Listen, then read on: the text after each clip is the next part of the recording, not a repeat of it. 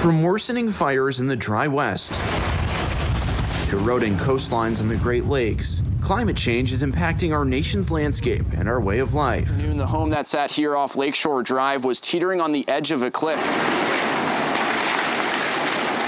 Over the past decade, tackling the issue has been a rallying cry for progressives. Climate change is real.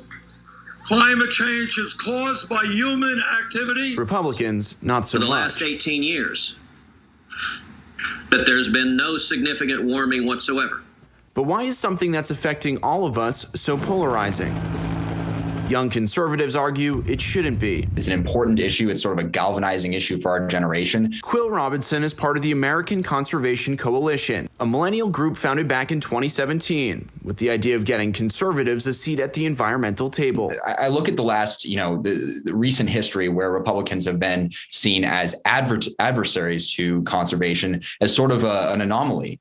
And I think a lot of that has to do with the fact that the loudest voices in the room on issues like climate change were only calling for big government top-down solutions. Young conservatives like Robinson are championing a conservative approach to dealing with greenhouse gases and the growing climate problem. That means investing in technologies like carbon capture, investing in clean energy sources like wind and solar and nuclear, and ultimately fostering an economy where there's competition so that entrepreneurs, the backbone of our economy, have an incentive to create the sort of technologies that are going to create economic prosperity, but also address these environmental issues that we're facing. Their efforts are already seeing results in shifting the party's thinking. Welcome to the Energy Innovation Agenda. In April, House Minority Leader Kevin McCarthy released a GOP Climate Plan, something that would be unheard of just a few years ago. How much of a priority it will be is still unclear. But young Republican lawmakers also see climate as an immensely important issue. When you have a state that's defined by your natural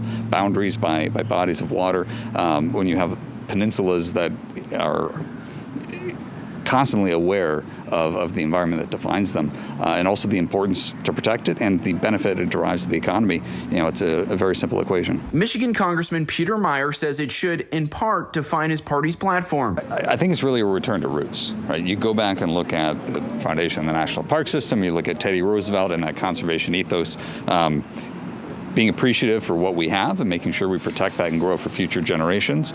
That's conservation, and that's a conservative idea. So in a lot of ways, I think it's getting away from viewing the environment as something that is one side or the other to something that literally surrounds all of us, that we have a vested interest in protecting and maintaining and growing, and something that, frankly, if we protect it today, it's going to be a heck of a lot cheaper than if we have to go back and work to clean it up tomorrow. For Fox 17 News, I'm Aaron Parsegian.